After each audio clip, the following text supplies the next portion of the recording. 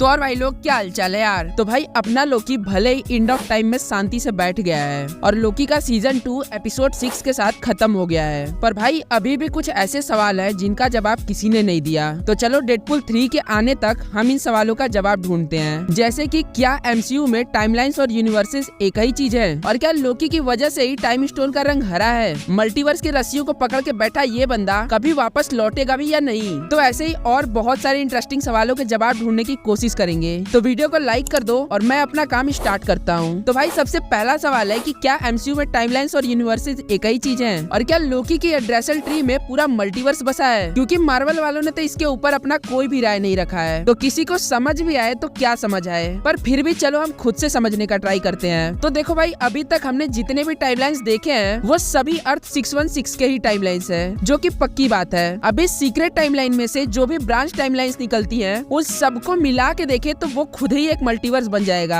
जो अर्थ 616 का मल्टीवर्स होगा। पर फिर सोचने वाली बात ये है कि हमारा सोनी यूनिवर्स, 838 वाला यूनिवर्स और फॉक्स यूनिवर्स, ये सब कौन से यूनिवर्सेस है? तो भैया इसका जवाब है ये सारे यूनिवर्सेस हमारे पैरेलल यूनिवर्सेस हैं, मतलब ऐसे यूनिवर्सेस जो किसी ब्रांच टाइमलाइन से एक दूसरे से कनेक्ट नहीं होते, बल्कि वो पूरा एक अलग यूनिवर्स ही होते हैं। और अगर तुमने द मार्वल्स का पोस्ट क्रेडिट सीन देखा होगा तो उसमें बीस्ट भी मोनिका से यही कहता है कि वो अपने एक पैरेलल यूनिवर्स में आ चुकी है, और वो जो रियलिटी थी वो हमारे सीक्रेट टाइमलाइन से निकले कोई ब्रांच टाइमलाइन वाली रियलिटी नहीं थी, वो पूरा टोटली एक अलग यूनिवर्स ही था जिसके अपने सीक्रेट टाइमलाइंस और ब्रांच टाइमलाइंस होंगे। और भैया जब एक पैरेलल यूनिवर्स की ब्रांच टाइमलाइंस, जैसे कि मानो अपने अर्थ 616 की ब्रांच टाइमलाइंस दूसरे 838 वाले ब्रांच टाइमलाइन से टकराएंगे, तब जाकर इनकर्जन स्टार्ट होगा। और यही वजह था कि ही हू रिमेन्स सारे ब्रांच टाइमलाइंस को मिटा रहा था, जिससे कि कभी इनकर्जन हो ही ना। और अगर अपने लोकी के बनाए इस पेड़ की बात करें तो भैया इस एड्रेसल ट्री में पूरा मल्टीवर्स तो नहीं, पर हाँ पूरा 616 जरूर बसा है। मतलब इसमें 616 के सारे टाइमलाइंस बसे हैं, जिसको हम 616 का मल्टीवर्स भी बोल सकते हैं। अब अगले सवाल की बात करें तो क्या लोकी अब कभी वापसी भी करेगा,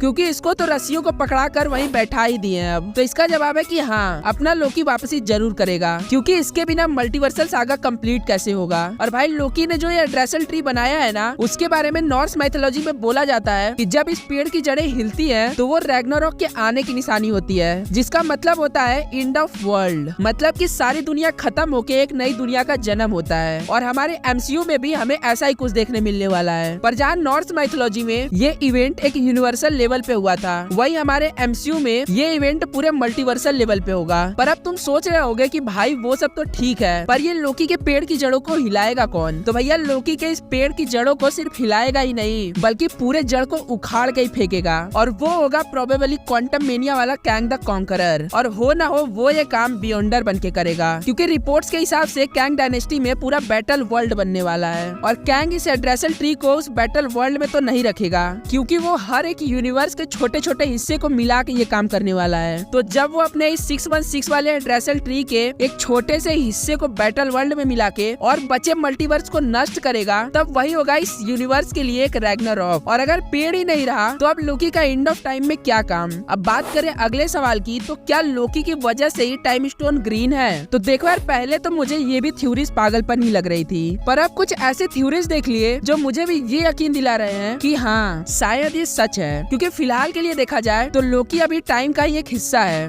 और भाई वो एंड ऑफ टाइम में सारी टाइमलाइंस को पकड़ के बैठा है, और देखा जाए तो ये बोल सकते हैं कि वही टाइम को चला भी रहा है। तो ऐसा पॉसिबल है कि लोकी के ग्रीन एनर्जी की वजह से ही टाइम स्टोन ग्रीन है। पर अगर तुम्हारे मन में ये सवाल आ रहा है कि भाई लोकी तो अभी एंड गेम के बाद आया ना, पर टाइम स्टोन तो बहुत पहले से ही ग्रीन है, तो देखो यार हमने लोकी सीरीज में जो भी कुछ देखा ना, उसको हम ये नहीं बोल सकते हैं कि क्या पहले हुआ और क्या बाद में, क्योंकि जो कुछ भी हमने देखा वो हमारे टाइम के बाहर टेक प्लेस करता है। इसका मतलब ये है कि हमने जो कुछ भी देखा, जैसे कि टाइमलाइंस का बनना, लूम का फटना और ये एड्रेसल ट्री का क्रिएशन, सब कुछ हमेशा से ऐसा ही था। आसान भाषा में बोलूं तो मान लो एंड ऑफ टाइम और टीवी एक जगह ही स्टेबल है, और उनके लिए पास्ट, प्रेजेंट और फ्यूचर तीनों एक ही साथ चल रहे हैं। तो ये बात समझ लो कि टाइम स्टोन के बाद लोकी नहीं, लोकी के बाद टाइम स्टोन आया है। अब बात करें अपने अगले सवाल की, तो भाई टीवी वाले काउंसिल ऑफ कैंग को ढूंढ क्यों नहीं पा रहे हैं, जबकि उनको कैंग द कॉन्करर के किए कांड की खबर तुरंत मिल गई थी? तो उसका रीजन ये है कि कैंग की काउंसिल किसी टाइमलाइन या यूनिवर्स में नहीं है, बल्कि ये अपने ही किसी एक पॉकेट डायमेंशन में है, पूरा टाइम और स्पेस के बाहर। तो जब तक ये लोग यहाँ पर है, टीवी वाले इनको कभी ढूंढ ढूंढ ही नहीं सकते। अभी अपने अगले सवाल की बात करें तो क्या इस बार अपने ही हू रिमेन्स सच में दुनिया छोड़ दिए, क्योंकि इनका प्लान तो यही था कि लोकी लास्ट में सिल्वी को मार के उनकी जान बचा लेगा, पर लोकी ने तो टाइमलाइंस को खुद पकड़ के इनको औकात दिखा दी। इसका मतलब है कि सिल्वी ने वैसे ही वापस से इनको ठोका होगा। पर सवाल तो यही है कि क्या इस बार सच में ही हू रिमेन्स का मोह हो गया? तो प्रोबेबली नहीं, क्योंकि हमने सीजन 2 में तो देखा ही कि कैसे इन्होंने सब कुछ पहले से ही फिक्स करके रखा था। टाइम स्लिप से लेकर लूम के ओवरलोडिंग तक सब कुछ इनके प्लान के अकॉर्डिंग ही चल रहा था। वो अलग बात है कि इनके प्लान के हिसाब से लोकी ने इनको ना बचा के औकात दिखा दी, पर जिस हिसाब से ये बंदा बैकअप प्लान्स बनाता है उसको देख के तो ये नहीं लगता कि उसने कोई बैकअप प्लान ही नहीं बनाया होगा। क्योंकि तुमको याद ही होगा कि सीजन 2 के एंड में रेवोना हमें वॉइड में देखने मिलती है, जहाँ वो एलायत से मिली। तो भैया ही हू रिमेन्स ने इसको यहाँ कुछ सोच के ही भेजा होगा, क्योंकि बिना मतलब के काम करने के लिए वो हमारी तरफ फ्री तो नहीं बैठा है। तो हो ना हो यही उसका बैकअप प्लान होगा, जहाँ रेवोना के द्वारा वो अपने रिटर्न का रास्ता खुलवाएगा। तो बस भाई इतना ही था आज की इस वीडियो में। अगर आपके मन में और भी सवाल है तो आप कमेंट में लिख के मुझे जरूर बताना, मैं उनके भी आंसर करने की कोशिश करूंगा। तो बस भाई इतना ही था आज की इस वीडियो में। वीडियो थोड़ी भी पसंद आई हो तो प्लीज वीडियो को एक लाइक कर देना, और चैनल पे नए हो तो चैनल को सब्सक्राइब भी कर लेना। मैं तुमसे मिलता हूँ एक और नई वीडियो के साथ, तब तक के लिए धन्यवाद।